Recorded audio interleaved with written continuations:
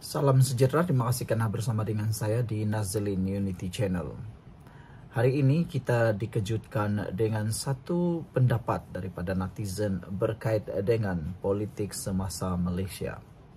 Ada yang mencadangkan kepada Muhyiddin Yassin, Azmin Ali supaya membentuk saja Parti Bersatu ikut acuan mereka sendiri yang dipanggil nama Parti Bersatu 2.0.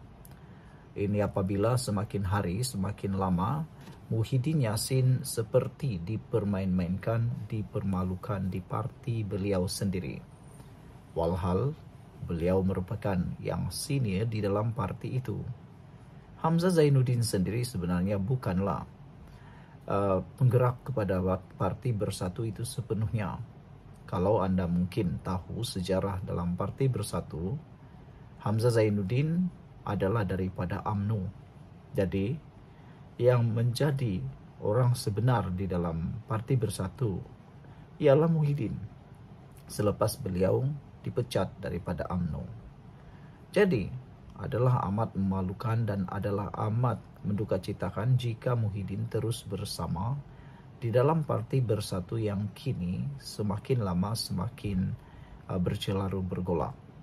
Ada ramai penganalisis politik mengatakan bahawa pergolakan Parti Bersatu ada serba sedikit disebabkan oleh kehadiran Azmin Ali di dalam parti tersebut. Keinginan Azmin Ali untuk mendapatkan jawatan mungkin salah satunya menjadi punca pergolakan di dalam parti tersebut. Selain daripada itu, dapat dilihat seperti seakan-akan Muhyiddin enggan menyerahkan peralihan kuasa Presiden Parti Bersatu kepada Hamzah Zainuddin. Itulah sebabnya Wan Saiful Wanjan sangat-sangat berjuang untuk cuba mendapatkan kebenaran dan cuba untuk mempertahankan diri beliau. Secara nyatanya, Wan Saiful Wanjan menyatakan bahawa beliau bukan untuk memungut tanda tangan bagi menyingkirkan Muhyiddin, tetapi menyokong peralihan kuasa. Secara tidak langsungnya, tanda tangan itu sebenarnya ialah mahu supaya Muhyiddin cepat-cepat segera letak jawatan menyerahkan kuasa kepada Hamzah Zainuddin.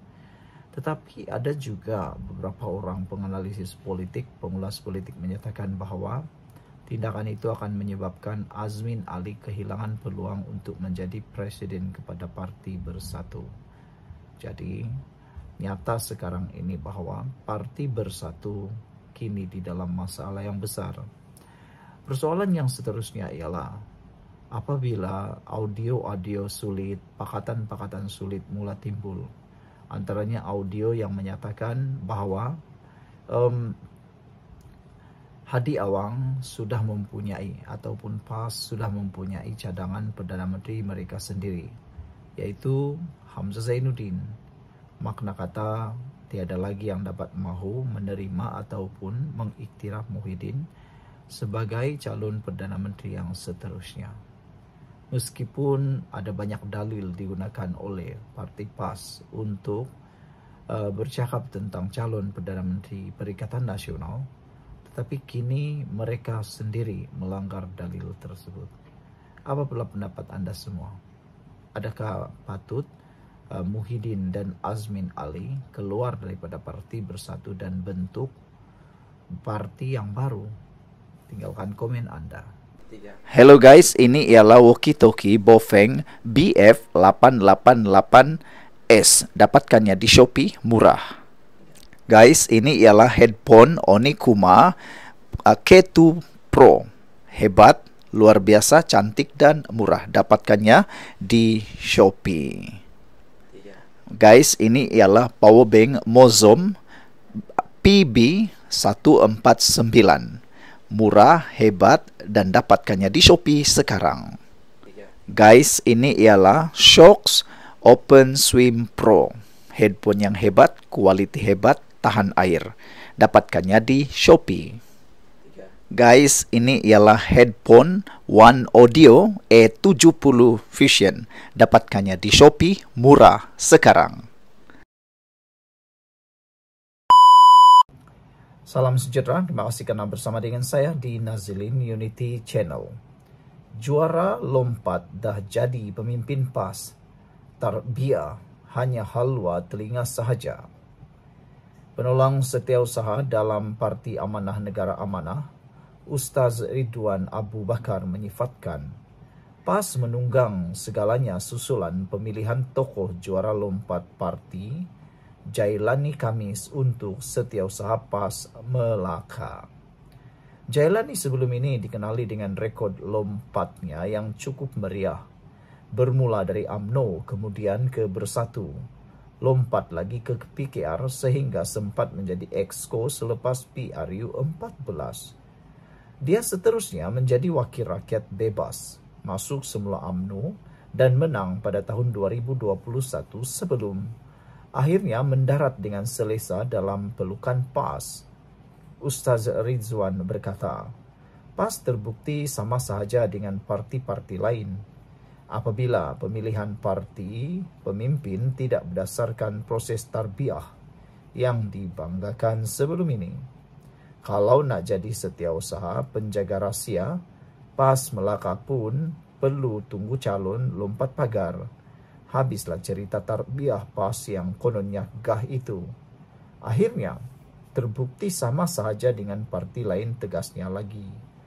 Beliau menambah sistem tarbiyah PAS yang sering dijajah hanya sekadar halwa telinga dan bual kosong tanpa sebarang kesan mendalam daripada penceramah tetap seperti Ustaz Idris dan Dr. Ridwan Mat Nur.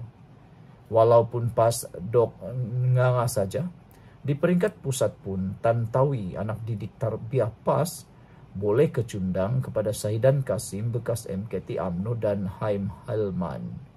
Jadi di Melaka nak jadi setiausaha pun terpaksa import pelompat, sindirnya lagi.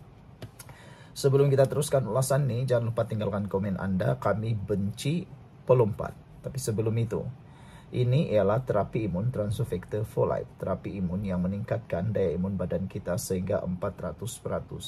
Secara umum dan ringkasnya, apabila imun badan kita lemah, apabila imun badan kita bodoh, apabila imun badan kita tidak bertindak dengan seimbang, kita kena penyakit dan sukar sembuh daripada penyakit, bahkan penyakit berakar di dalam tubuh badan kita.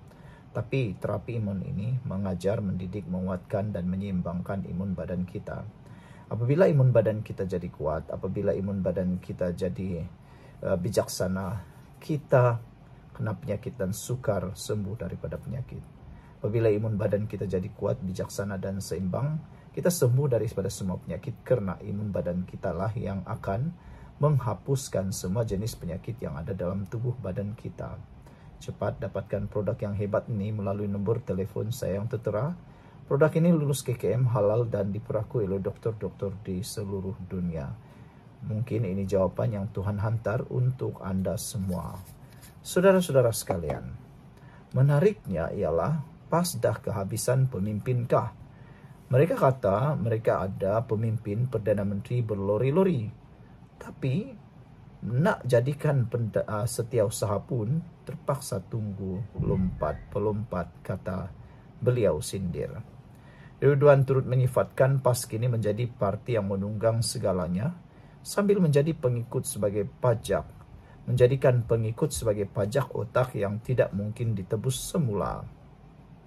Dengan Jailani itu, PAS tampak semakin menyerupai apa yang sering mereka kutuk, yaitu menerima bekas musuh politik sebagai pemimpin walau dengan rekod lompat yang kerap, katanya lagi. Sekian dulu, kita jumpa lagi. Bye-bye. Hello guys, ini ialah walkie-talkie Bofeng BF888S. Dapatkannya di Shopee, murah. Guys, ini ialah headphone Onikuma K2 Pro. Hebat, luar biasa, cantik dan murah. Dapatkannya di Shopee. Guys, ini ialah powerbank Mozom PB149. Murah, hebat dan dapatkannya di Shopee sekarang. Guys, ini ialah Shocks Open Swim Pro. Headphone yang hebat, kualiti hebat, tahan air. Dapatkannya di Shopee. Guys, ini ialah headphone One Audio E70 Fusion. Dapatkannya di Shopee, murah sekarang. Salam sejahtera, terima kasih karena bersama dengan saya di Nazilin Unity Channel. Ini berita kematian yang paling menggemparkan seluruh Malaysia dan pastinya keluarga Tun Mahathir Mohamad bersama istri beliau. Muhammad Hashim Ali diberitakan meninggal dunia. Bekas Panglima Angkatan Tentera Jeneral Tun Dr. Mohamed Hashim Muhammad Ali meninggal dunia di sebuah hospital swasta pada jam 11.32 pagi tadi. Allahyarham menghembuskan nafas terakhir pada usia 90 tahun. Perkara itu disahkan oleh Panglima Angkatan Tentera Jeneral Tan Sri Muhammad Nizam Jaafar kepada bernama. Allahyarham merupakan adik kepada Tun Dr. Siti Hasma, yaitu isteri bekas Perdana Menteri Tun Dr. Mahathir Mohamad. Allahyarham dimasukkan ke ward kecemasan Ahad lepas kerana mengalami pendarahan di kepala. Muhammad Nizam berkata jenazah akan dimandikan dan disembayangkan di Masjid Khalil Al-Walid, Kementerian Pertahanan di sini sebelum dibawa ke tanah perkuburan Raudatul Sakinah di Sungai Besi untuk disemadikan dengan penuh adat ketenteraan. Semoga Allahyarham dicucuri rahmat dan ditempatkan bersama orang-orang beriman. Muhammad Nizam berkata beliau pernah menjadi ID Camp atau juru iring edisi kepada Muhammad Hashim sebelum Allahyarham bersara. Muhammad Hashim menyertai Angkatan Tentera Malaysia pada 1957 dengan menggalas berbagai jawatan sebelum dilantik sebagai Panglima Tentera Darat pada 1985 dan kemudian sebagai Panglima Angkatan Tentera ke-9 pada 1987. Beliau bersara pada April 1992. Menurut markas ATM, Allahyarham merupakan antara anak tempatan yang mendapat latihan di Royal Military Academy Sandhurst, United Kingdom sebelum kembali ke tanah air dan ditauliahkan ke Kor Regimen Askar Melayu 1955. Selepas menamatkan perkhidmatan pada tahun 1992, Allahyarham yang lahir di Ipoh, Perak kekal aktif menyumbang dalam sektor korporat dan pendidikan termasuk sebagai pengerusi Bumi Putra Commerce Holding Berhad menurut markas ATM dalam kenyataan. Ketokohan Allahyarham turut diiktiraf apabila dikurniakan pelbagai pingat kebesaran termasuk Darjah Seri Setia, Mahkota SSM yang membuat gelaran Tun pada tahun 2022. Muhammad Hashim juga memainkan peranan penting dalam penganjuran Sukan Commonwealth 1998 yang diadakan di Ibu Negara sebagai Ketua Eksekutif pada tahun 1992 sebelum dilantik menjadi pengerusi eksekutif. Pengerusi eksekutif termasa sukan itu dari 1997 hingga 1999. Sekian dulu untuk kali ini, tapi sebelum itu izinkan dulu saya berkongsi dengan Anda semua. Ini ialah terapi imun Transfer Factor for Life. Terapi imun yang meningkatkan daya imun badan kita sehingga 400%. Secara umum dan ringkasnya, apabila imun badan kita lemah, bodoh dan tidak seimbang, kita kena penyakit dan tidak sembuh daripada semua jenis penyakit. Terapi imun ini mengajar, mendidik dan menguatkan serta menyeimbangkan imun badan kita. Apabila imun badan kita sudah jadi kuat, bijaksana dan seimbang, imun badan kita yang akan menghancurkan semua penyakit, menghapuskan semua penyakit yang ada dalam tubuh badan kita. Cepat dapatkan produk hebat ini melalui nombor telefon saya yang tertera. Produk ini lulus KKM, halal dan diperakui oleh dokter-dokter di seluruh dunia.